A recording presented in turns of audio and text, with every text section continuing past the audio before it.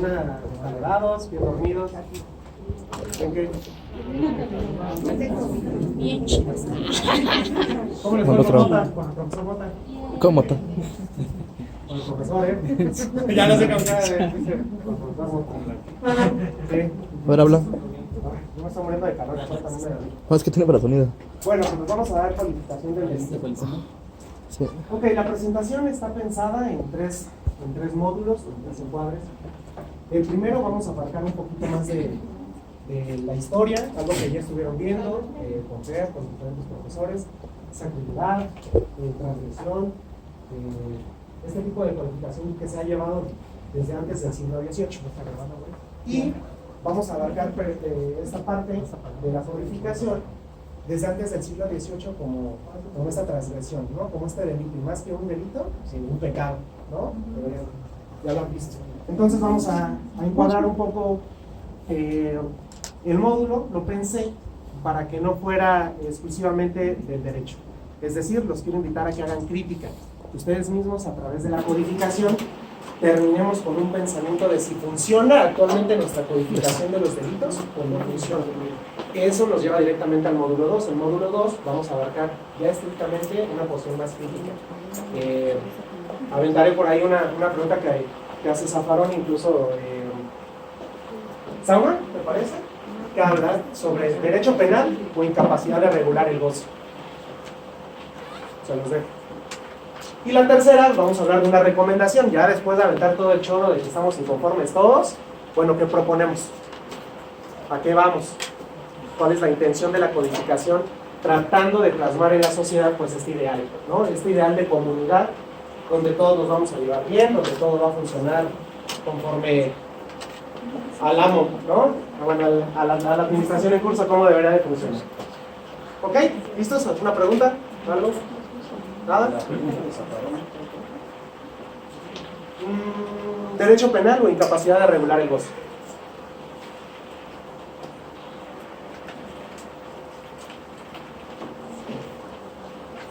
¿Listos? Bueno, vamos a proseguir. Ok, no vamos a poder hablar de codificación si primero no empezamos a abarcar algunos conceptos. Estos conceptos nos van a llevar directamente a poder ampliar estos horizontes de lo que vamos a abarcar como criminología crítica. ¿Ok? Repito, no nos vamos a meter directamente al derecho, al vacatus legis, a la conformación del derecho, a la aplicación, esta parte exactamente. ¿Vale? ¿Qué entendemos por codificación? Tranquilos, una a la vez. ¿Qué entendemos por codificación?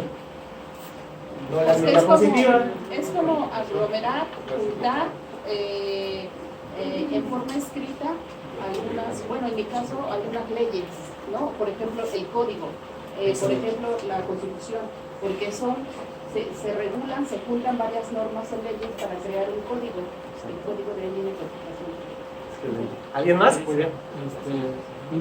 Tener un grupo de normas, juntarlas en un solo lugar, en un solo código, como en el Código Penal, que se juntan todas las normas que se llaman este delito se castiga así, este delito se castiga así. Todos los artículos se van a juntar en el código y se van a reunir todos esos artículos, van a señalar todos esos delitos y se van a reunir todos en un solo lugar. Excelente, hablaríamos de doctrina, ¿no? Como dice ahí, recopilación de leyes de otras materias. Es usar diferentes elementos para obtener una información. Eso es bien interesante. Eso es bien interesante porque veremos si es verdad, ¿no? Más adelante veremos si en realidad, porque ese es el ideal. De hecho está súper bien, bajo mi criterio creo que debería de ser así. Sin embargo, más adelante vamos a ver si en realidad funciona así. Allá atrás.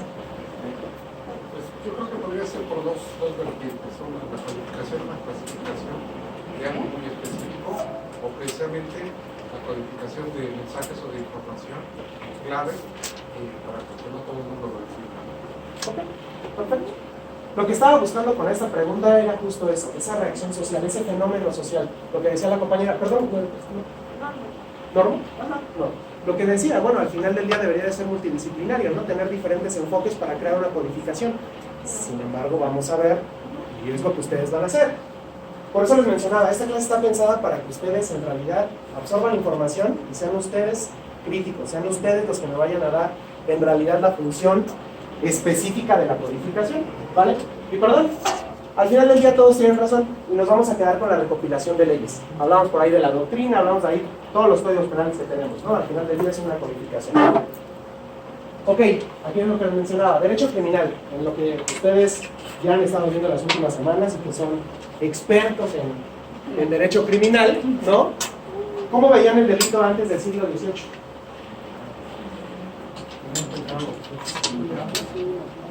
Ahí lo dice, ¿no? Es decir, el alto clérigo nos decía, ¿no? Es decir, la iglesia, ¿no? Toda la transgresión a la norma que yo voy a establecer, esa transgresión va a merecer una pena. Y entonces el delito no se veía como, bueno, más bien no se codificaba como un delito, sino más bien como un pecado, ¿no?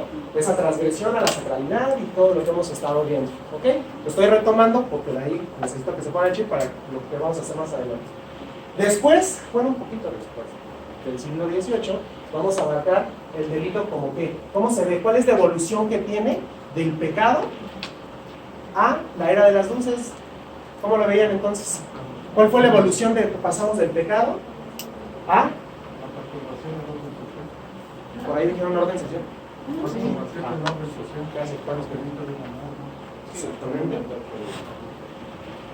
Exactamente, entonces, de hecho ahí lo pongo, ¿no? El delito solo como perturbación del orden social. El papel predominante del delito es ahora ocupado por la pena. Ya estamos empezando a ver que el delito incluso puede ser funcional, tiene que ser proporcional. Ya, ¿sí leyeron a Becaria? ¿Les dejaron por ahí algo de Becaria? No. ¿Sí? ¿No? ¿Qué dijo, no? No, nadie. ¿No? ¿Todavía no? Bueno, Becaria nos decía eso, que el delito, como fenómeno social, no tiene que ser, como lo veíamos antes del siglo XVIII, que el pecado, no tiene que ver solamente con el castigar por castigar, ¿no? Transgrediste, prácticamente hablamos de qué, de venganza, ¿no? Me voy a vengar de ti porque transgrediste a la norma, ¿no? Ya no lo vamos a ver así, aquí ya lo vamos a ver como un poquito más funcional, ya vendrán otros principios según Becaria, donde debe de ser proporcional, donde debe de ser funcional, donde tiene que tener una utilidad, ¿ok? Ya, fin, gracias. Ok, hablamos, por lo que no han faltado autores que consideran que retomar el concepto de derecho criminal salvará la dificultad de dominar el término, cuya forma de reacción ya no es únicamente la pena. Ahí ya es un poquito más tardamoderno, voy a llevar un poquito más para acá. Y se refiere al hecho de que pues ya existe una política criminal, ¿no? Antes llamada política social. ¿Se dieron cuenta? Estamos saltando siglos, ¿no? Estamos así. Y esa es la idea. ¿Por qué? Porque quiero que se den cuenta cómo va evolucionando la codificación y va tendiendo a un determinado grupo de personas, ¿vale? ¿Se encuentra bien? Creo que sí.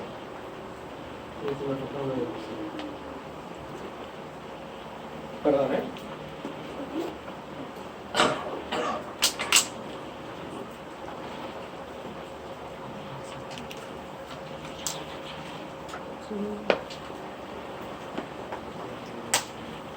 Bueno, ahí lo que se tenía que haber visto es una imagen bien bonita, bien hermosa, se los prometo, de la Revolución Francesa.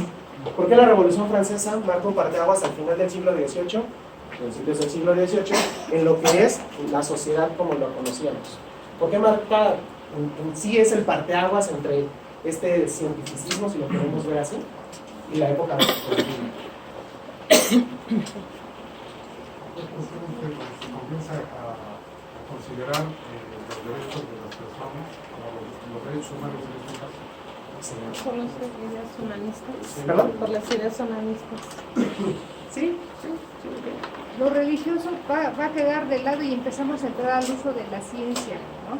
Desaparece la parte de la mitología, lo religioso, y entonces nos damos cuenta, por eso del oscurantismo se pasa al iluminismo, al uso de una metodología para investigar. Exactamente, entonces ya no estás poseído, ¿no? Así es. No, digo, fue por ahí, ¿no? No se te metió el diablo, el chamuco, sino en realidad obedece a otro tipo de factores, ¿no? Ok, bueno, después de mi imagen bien bonita, sigue esto. Esa declaración, lo que dice es que todos los ciudadanos deben de garantizárseles los derechos, es decir, la libertad de propiedad, seguridad y resistencia a la opresión. Sí, como lo veníamos viendo, la Revolución Francesa. Fer, ¿tenemos plumones? Por favor.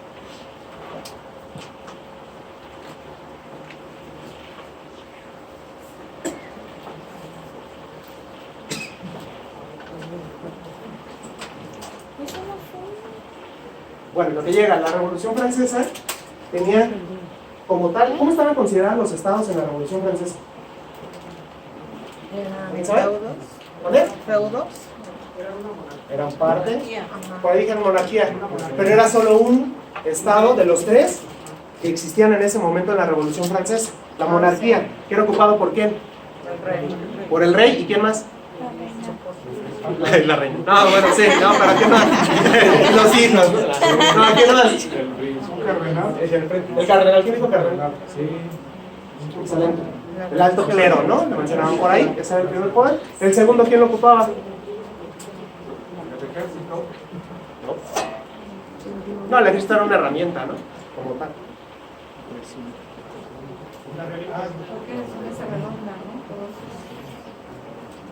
Ok, el segundo poder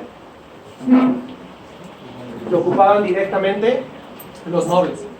Eran los nobles, antes de la burguesía, eran los nobles los que decían, este segundo estado, porque seguimos teniendo el cash, ¿no? El dinero. Después viene un tercer estado. ¿Quién nos queda? Los veces, ¿Vale? burguesía. Ahora sí, ¿quiénes más? Ya que los últimos que quedan. La plena. Exacto, el resto, ¿no? La idea es que los quiero acá. Lo ocupamos. Ajá, entonces ya están los tres estados. El primero y el segundo estado, si habláramos de una estadística como tal, ¿qué porcentaje creen que ocupaba de sociedad estos dos primeros estados? Bueno, no, por eso. Obviamente, Menos del 1. menos de uno, pero pues ya hay reina y príncipe y ¿qué tanto reina? Exacto, por ahí dijeron 5, se acercó bastante, era el 3%. Estos dos poderes eran solamente el 3% de la total de la población, perdón, que estaba en aquel entonces en Francia. Ahora pensémoslo bien, estamos en guerra, con todos los fenómenos que se dan durante esta, y mientras tanto, la nobleza sigue consumiendo, se lleva banquetes, fiestas, todo este rollo, mientras el pueblo se moría de hambre. Esto va a representar un sentimiento de ¿qué? De injusticia. Vamos a empezar, como en la película esta de, creo que es de Disney, ¿no? Que dice, bueno, pero es que él es más grande, ¿no? Y más fuerte. Ay, no, espera, ahora somos nosotros los grandes y los fuertes, ¿no? Si somos más, ¿por qué no nos unimos? ¿No? Y después ya vendrá todo este rollo, ¿no? Pero el punto es que se empiezan a unir, de ahí la Revolución Francesa, ¿no? Básicamente es eso, ¿no? El derrocar a estos dos poderes y decir, bueno, vamos a empezar a meterle derechos a los que somos más. Básico. ¿Ok? Y decían esto, entonces argumentaban que la necesidad de la ley se deriva del hecho de que el ejercicio de los derechos naturales de cada hombre tiene solo aquellos límites que aseguran a los demás miembros de la misma la sociedad del goce de estos mismos derechos. ¿Vale? La última, por lo tanto, la declaración ve a la ley como una expresión de voluntad general. ¿A qué le suena esto? Acuérdense que ya estamos pasaditos del siglo XVIII, ya estamos cientificistas, ya estamos iluminados. ¿A qué le suena? Democracia. ¿Cuáles eran los autores en ese momento?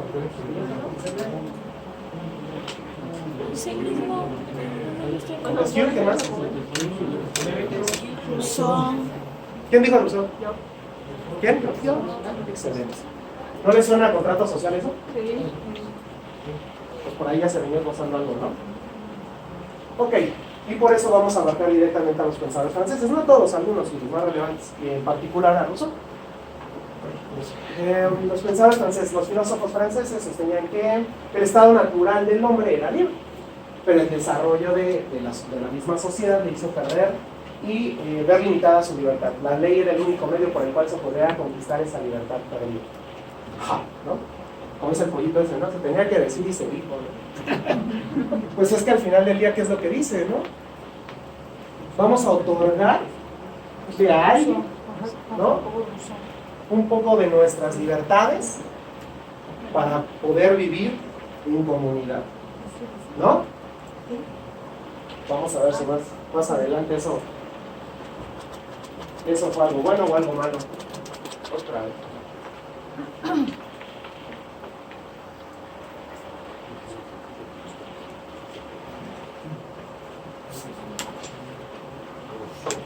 Bueno, la diapositiva que se está comiendo ahorita en mi presentación era que los postulados máximos que tenían esos pensadores franceses eran básicos. ¿Cuáles son los 3 principios de la Revolución Francesa? Por los que lucharon. Igualdad, igualdad, fraternidad. A ver, uno, levante la mano y díganos. Igualdad y fraternidad. Me falta uno por ahí. Entonces sí, ya dijeron 3, pero hay uno dentro de los pensadores, que más fue como un comentario al aire. Ellos hablaban de la razón. De la razón. ¿No? Y entonces, justo ese era el dilema que ellos traían. Los pensadores franceses ya hablaban de subir esta problemática social al estudio como tal de los fenómenos sociales, vistas desde una óptica, pues bueno, ya no obscurantista, ¿no? Y entonces sigue esta presentación, bueno, esta diapositiva, perdón, con Rousseau, donde decía su discurso sobre el origen y el fundamento de las desigualdades entre los hombres. Él reconocía 2 diferencias fundamentales entre los hombres. La primera le llamó la natural o la física, donde entra la edad, la salud y la fuerza. Y la otra era la social o política. Y que bueno, la segunda era para él, que era un definitivo factor criminógeno. ¿Ok? ¿Están copiando algo? ¿Sí? ¿Pueden?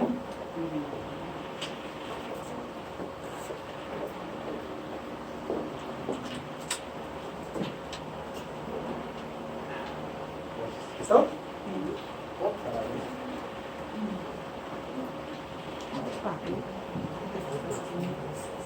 Ok. Rousseau se basó básicamente en un axioma.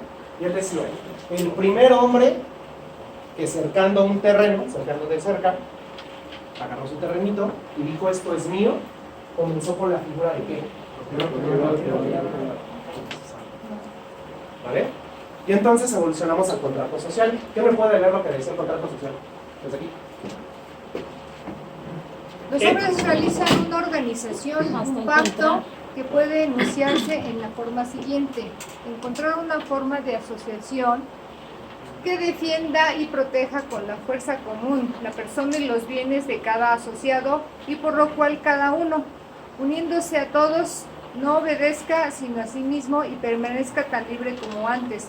Tal es el problema fundamental cuya solución da el contrato social. Gracias. Si se dan cuenta, el contrato social perseguía un ideal, un efecto simbólico, es decir, que pudiéramos gozar todos de nuestros derechos al otorgarle el poder a una persona, porque entonces ya no habría este sentimiento de venganza o este sentimiento de, pues a mí también me gustó tu gallina, ¿no? Te dije gallina, ¿no? ¿Ok? Y entonces, eso era lo que perseguía el contrato social. Y aquí vamos a ver a unos autores que hablan justo sobre esas libertades, con ese contrato. El objeto de la imputación civil al castigar al delincuente no era el de tomar venganza del delito cometido, sino el de esforzarse para que en el porvenir no se realizaran los delitos semejantes. ¿A qué le suena eso? Ya lo había dicho sobre prevención. Podría ser prevención. ¿Ah? El principio de ejemplaridad, ¿no? Voy a castigarlo a él, pero para que el resto no cometa la pena que él hizo, bueno, o la transgresión que él hizo. ¿Ok? ¿Por dónde estaban copiando? Correcto.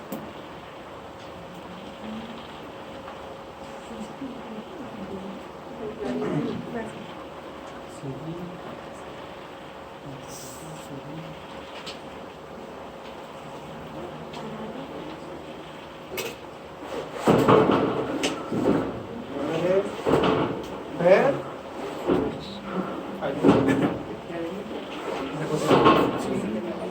Hacia adelante. Va hacia adelante y vamos. Es que es más sobre abajo, ¿no? Está atorando Con el mueble, lo está atorando con el mueble. Pues Está no. jalando. Es el cable, ¿no? Sí, estamos viendo el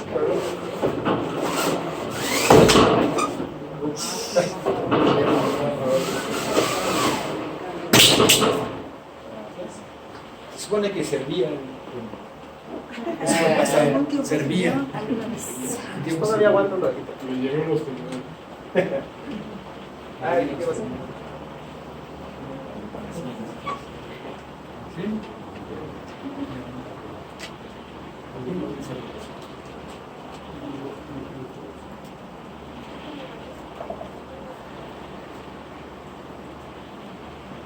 Si quieres dejarla.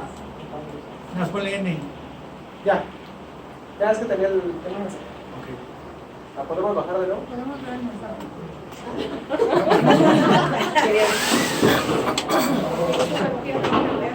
¿Alguien, no? Sí. ¿Ahí ven bien todos? Sí.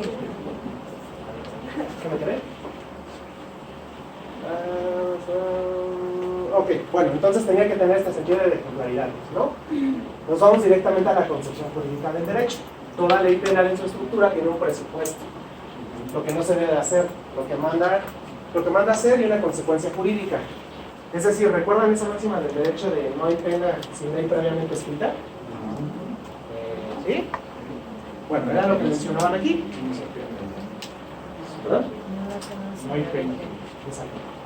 Y entonces hablamos de presupuestos penales. No estamos hablando de materia de economía de presupuestos, estamos hablando justo de que existan o se prevean esas situaciones y que por lo tanto esté escrito la consecuencia y la acción que debe de ser penada. ¿Vale? Aquí lo pongo abajo, el que se apodere de una cosa no la ajene con la fuerza sufrirá las consecuencias jurídicas. Desde este enfoque, entonces el delito no rompe el Código Penal, al contrario, esa conducta se ajusta al presupuesto penal. ¿Sí quedó clara esa idea? ¿Sí?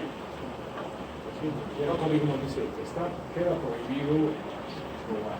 Queda prohibido. ¿Vale? Los presupuestos. Bueno, ya lo que mencionaba, ¿no? Entonces el comportamiento desviado se va a ajustar directamente a este presupuesto. Hablemos de Roman Mossi. ¿Cuál era la idea o la finalidad, perdón, de este derecho penal? Debía de eliminar la impunidad. Fíjense, desde cuándo ya estamos hablando de qué? De corrupción, ¿no? Porque es una figura un poquito más moderna, ¿no? Pero bueno, para cargar el delito es de infracción de la ley. ¿Por qué pongo a todos estos pensadores? Para que se den cuenta que al final del día esta era de las luces, pues, como que pretendía servir, ¿no? Podría haber funcionado. Bueno, que ustedes me lo dirán más adelante. ¿Están copiando algo?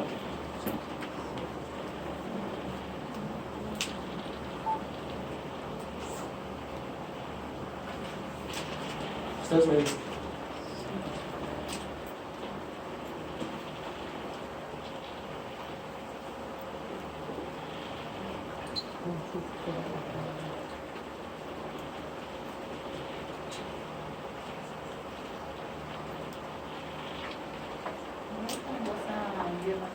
¿Listo? Sí, de hecho era lo que iba a hacer Fer. Sí, levanta la mano. Oye, ¿podremos mandarle la información? ¿No? Sí. Digo, para que no se canse. ¿Sí? Vale, entonces para que ya nada más apunten como las ideas principales, ya lo demás se los pasamos.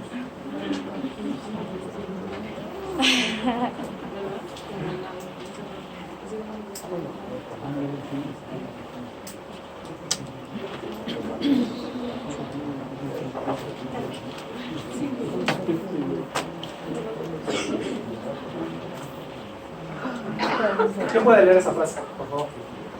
Al ser preguntado Tales de Mileto qué era lo que podía ser gozado, universalmente respondió: la esperanza, pues es lo único que tienen los que no tienen nada. ¿Qué les parece esa frase? Digo, obviamente en el contexto de soberbia. No, o sea, en el contexto de lo que estamos hablando, de estos pensadores que trataban de introducir estas figuras de proporcionalidad, de que la pena tuviera un sentido más humano, que hubiera una ejemplaridad. Esa frase bastante interesante, al final les voy a decir por qué. ¿Han hecho esos ejercicios de completa el formulario? Pues hagámoslo. ¿Qué palabra me falta ahí?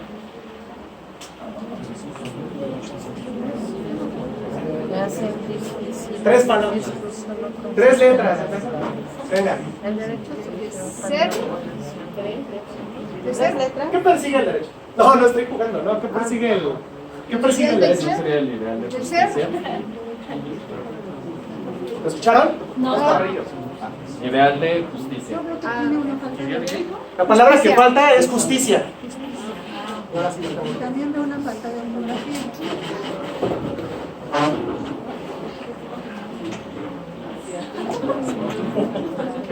Si son tres letras.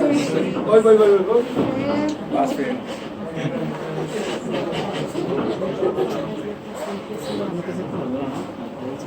Es bien difícil. Yo tampoco le entiendo la pregunta.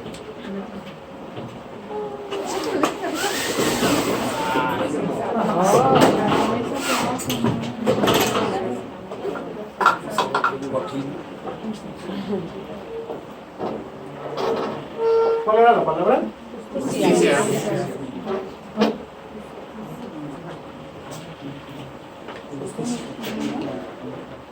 Uno por uno y levantando la mano. ¿Qué es la justicia? Depende del piano, es darle a cada quien lo que le corresponde. ¿Cómo? Depende del piano, es darle a cada quien lo que le corresponde. ¿Ok? Bueno, esa parte yo la tengo entendida como justicia social, darle como el mínimo y el indispensable, pero justicia, al menos el Marqués de Beccaria lo trata como que es meramente humano, solamente nosotros manejamos ese concepto y que no debe ser aunado como algo divino ni algo como felicidad, sino que es solamente como un concepto que nosotros hicimos para nosotros. Meramente un constructo humano. ¿No? No se oye, perdón. ¿Perdón? No oímos. No te oyeron nada.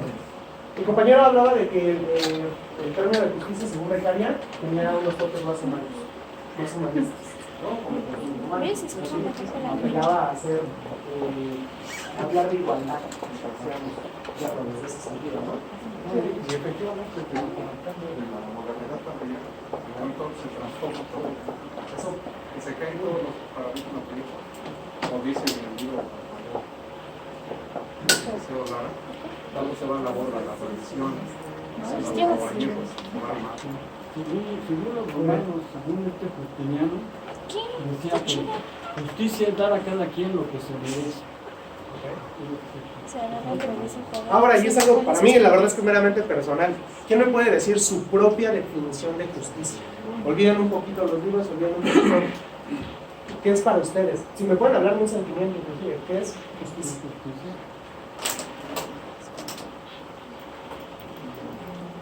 Satisfacción. ¿Eh? Satisfacción. Satisfacción, ¿ok? Respeto.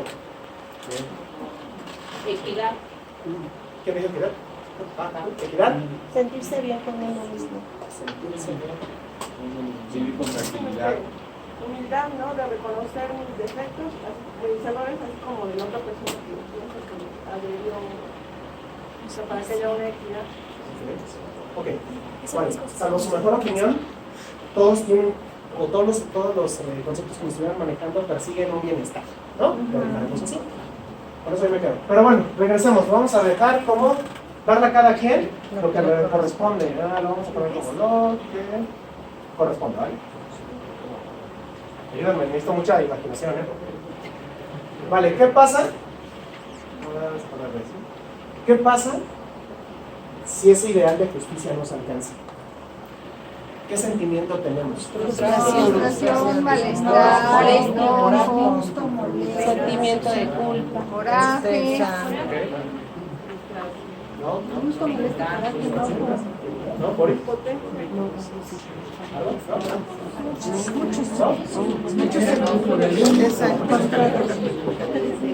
Exacto. A ver, como ese fenómeno social de la Policía Federal, ¿qué despertó? Furia, enojo.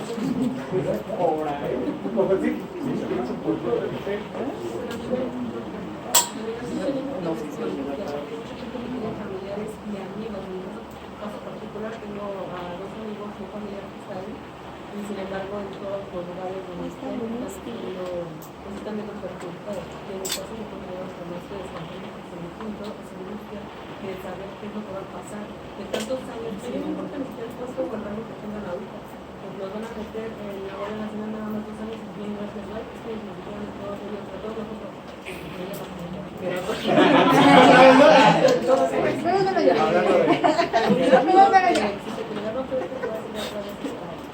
Más abajo y nada más 2 años. Hablando de ese término. Ok. ¿Está bien? Perdón, disculpe, es que... Yo creo que con esa situación de la policía federal hay un poco de diferencia, en el sentido de que pues, aquel que no pertenece a la policía pues, es un objetivo, y la gran mayoría es un objetivo de Steve Wright, de buscar siempre. Entonces yo creo que no debe generar mucha tristeza, tampoco diferencia. Vamos a abordar un término que se le llama otredad, no sé si por ahí. Y que entonces estaremos hablando de, yo no soy policía, ¿no? El Daniel, pues pobrecito, ¿no? Creo que lo que más me afectó fue que me cerraron periférico, ¿no? No, pues es que así funciona. Ya hablaremos también de la lógica de la crueldad con un relato, ¿no? Este discurso que afecta. Ok, sigo buscando otra palabrita, que de hecho ya está ahí.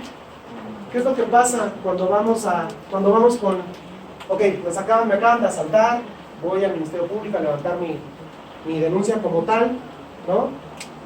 Que más adelante tenemos la diapositiva, que me adelanto. ¿Y en qué nos enfrentamos? Nos enfrentamos a la ley. El problema es que la ley está escrita por los juristas. Entonces, ¿qué dice la ley? Bueno, la ley dice lo que los juristas dicen que dice la ley, ¿no? Otra vez, ¿no? Pero con música. Bueno, el punto es, la vamos a abordar. Todos tuvieron razón, pero en realidad, esta es una I, injusticia, ¿vale? Ese es el término que vamos a estar utilizando, que al final del día es displacer, es la angustia, ¿no? Que mencionaban por allá, totalmente de acuerdo. Pero aquí, para empezar a hablar de codificación, vamos a hacer una división entre las sociedades que ustedes, por lo visto, ya manejan. De este lado vamos a hablar de los... Ahí dice incluyentes, aunque no crean. Y aquí vamos a hablar de los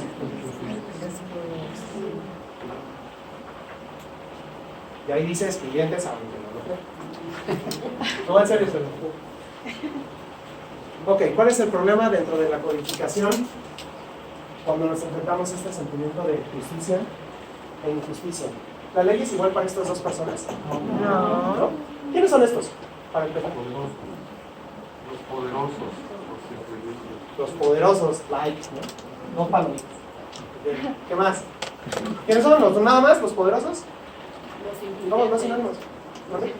Los influyentes, bien. ¿Me acuerdas de ese término que estamos diciendo? Ajá.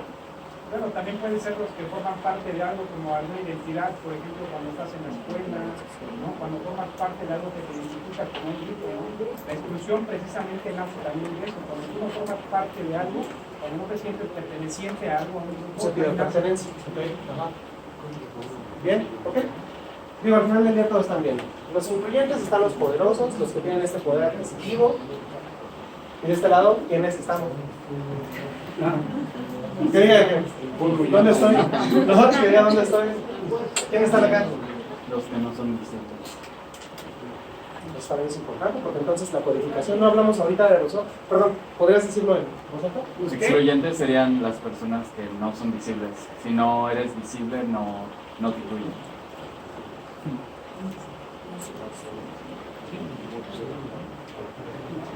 Eso es bien importante porque estábamos abarcando ahorita a los pensadores franceses, que de ahí retomamos, para hablar de que íbamos a gozar todos, ¿no? Esa no fue la idea del contrato social.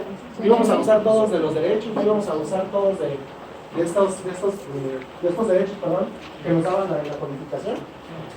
¿Dónde quedaron? Porque ahorita ya estamos hablando de marginación, ya estamos hablando de todo eso. Ok. Regresando a las leyes, porque más o menos bien, de las leyes, esta personita de aquí y esta personita de aquí, ante una controversia jurídica, ¿la sufren igual? No. ¿Cómo la sufre esta de acá?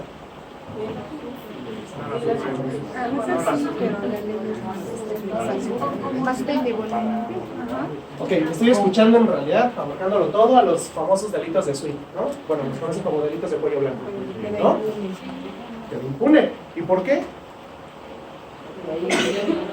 Claro, porque lo dijo el compañero de acá. Chin, me están acusando, pues bueno, iré a sufrir a Francia. ¿No? Iré a sufrir a Miami, a ver qué tal me va a ir por allá, ¿no? Ándale, Alemania, ¿no? Híjole, pero que me duele dejar a mi tierra, ¿no? Ok, ¿y los excluyentes cómo la sufren? Y entonces, y hay un ejemplo buenísimo, que bueno, obviamente lo transpone aquí a México. Este sentimiento de codificación, hablemos, no sé, robo, por ejemplo. Teniendo en vista estas dos sociedades, es lo mismo que una persona, vamos a poner el ejemplo, los tamales, ¿no? Esquina, está puesto de tamales, llega una persona, me das mi guajolocombo, ¿no? Porque también me quiero ir a atole. Se está sirviendo el tamal y todo esto, llega inmediatamente. ¿Qué es lo que pasa? Está sirviendo la torta y todo, llega otra persona, pum, y se echa a correr.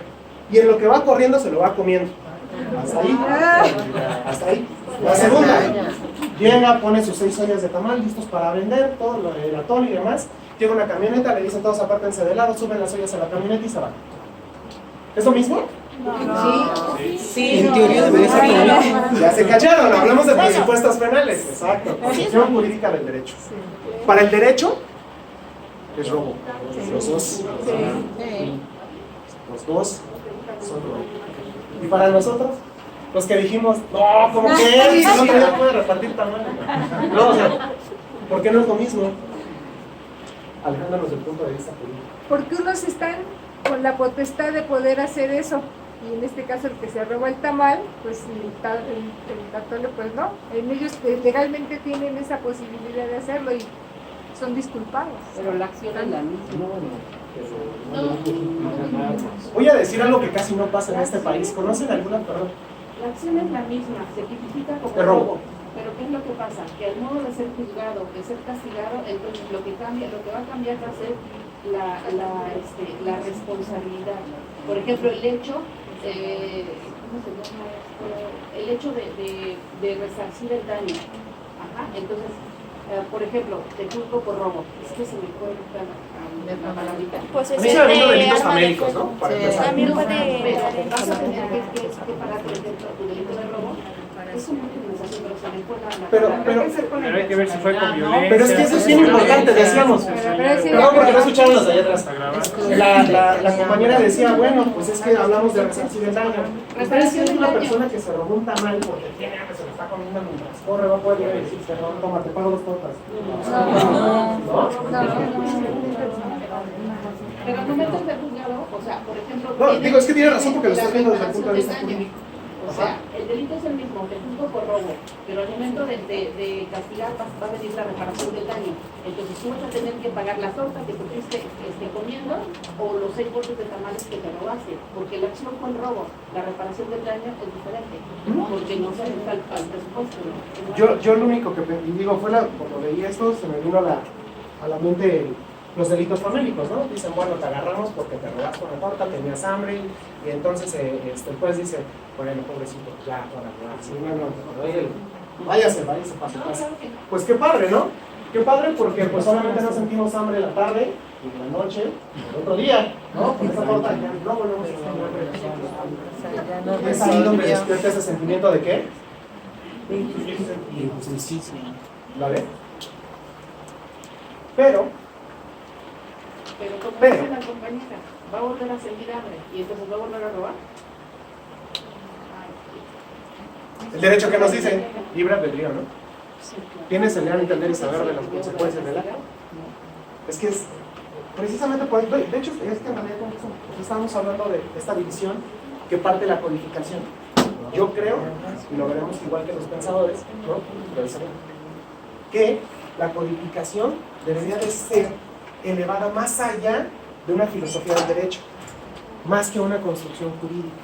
Es decir, poder hacer un enfoque multidisciplinario que en verdad atendiera a eso. Pero voy para allá.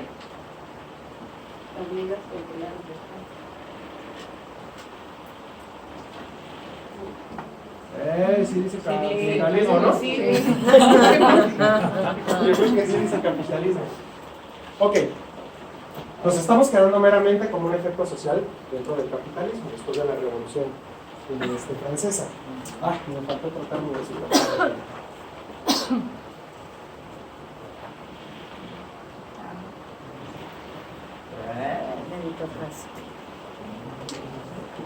¿Cuál es el problema de la meritocracia dentro de estas sociedades? Para empezar, ¿ubicamos la meritocracia? No. La meritocracia, al igual que el utilitarismo, habla de lo que sea funcional, de lo que te ganes tú por el sudor de tu frente, salud. Gracias. Va a ser lo que te mereces, ¿no? Incluso en ese parámetro se genera la cuestión de los contribuyentes, el sistema social unitario, precisamente ese método de recompensa, y es para tener precisamente contentos a los contribuyentes, incluso a los contribuyentes hacerlos a un lado, ya sea por comunidades, refiriéndonos a abonos, etcétera, etcétera. Es un mecanismo. Claro.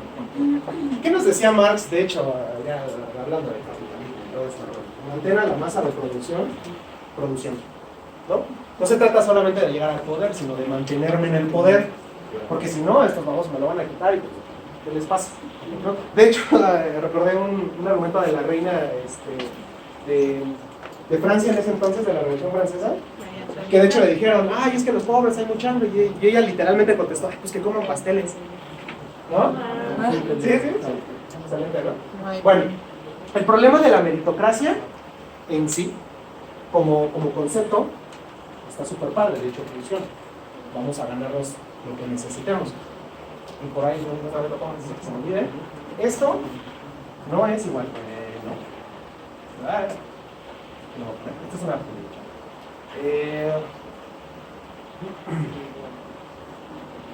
no es igual a igualdad, De una vez lo quiero plasmar. No es igual a igualdad. El problema de la meritocracia en nuestra sociedad es que para trabajos iguales, la paga no es la misma. Y entonces en esta carrera del capitalismo, como una carrera,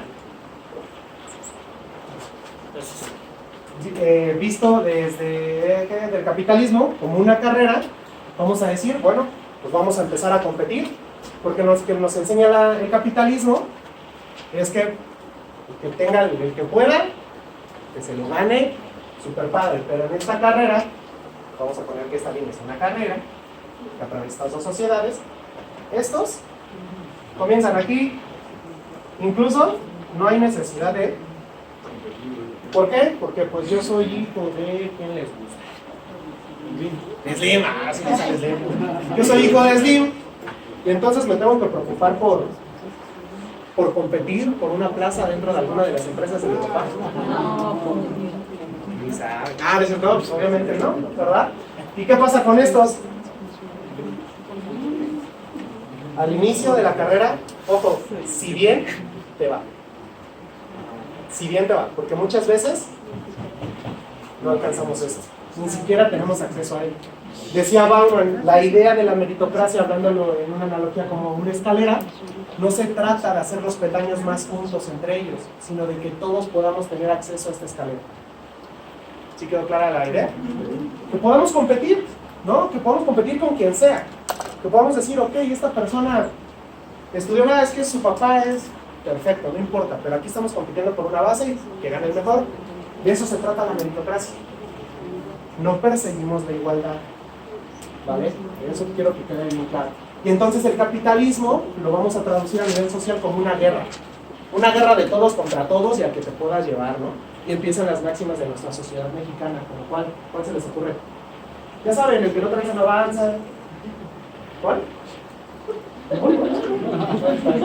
¿No? ¿Alguien? ¿Nada? Ay, no se sabe ninguna. Que lloren en su casa, no en la mía. Exacto, de que lloren en su casa, que lloren en la mía, ¿no? Es que me encanta, porque el amo... Estos son los amos.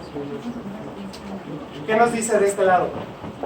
No, hay que regresar a la familia nuclear, hay que estar todos unidos como hermanos. Sí, perfecto, ¿no? Sí, perfecto, estamos súper bien, pero no me das acceso a un trabajo digno. ¿No? Decían de Summer, no, Zafaro ni perdón. decía Eugenio Zaffaroni, que la reacción social aquí ante cualquier delito de alto impacto es súper fuerte. Es decir, vamos a poner un delito de alto impacto, díganmelo. Homicidio. La ID es homicidio en general. ¿Cuál es la reacción ante el homicidio? Nos vamos llegando a nuestra casa, nos enteramos que la vecina mató, ¿qué decimos? Híjoles, y yo lo sabía, se le veía en los ojos. Yo así lo intuía que era un hijo de la costa. Yo sabía. De hecho, ya había hablado con mi vecina acerca de no, es en serio, eso es lo que pasa con el homicidio, ¿no? Y nos interesa un buen y leemos de ello en redes sociales, en periódicos, donde podamos, ¿no? ¿A cuánto suman? Voy a sacar solamente una cifra aproximada. ¿A cuánto creen ustedes que sumen todo el carterismo, el homicidio, el robo a casa habitación, todos los delitos patrimoniales? Díganme una cifra, obviamente será el 100%. De los patrimoniales, 60%. Un 60%. De los patrimoniales.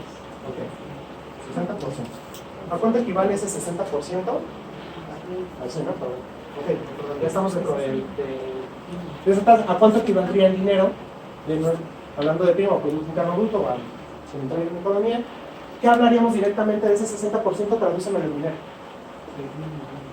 Más acá. 10 mil. ¿Qué da más? 10 millones. Vamos a ponerle aquí unas millones. Y lo vamos a poner, dijeron 10, ¿no? 10 millones. Ay, 2008, Minute Maid, no sé si ubican la marca de los juguitos. Literalmente durante los 5 años siguientes del 2008, perdón, cambió literalmente su fórmula del proceso con el que endulzaban el juguito, metiendo uno sintético, lo cual hacía ahorrarse. Ellos tenían un ahorro anual como de 15 millones de pesos, vamos a decirlo así. De esos 15 millones de pesos por estafa que produjeron, sumado a esos 15,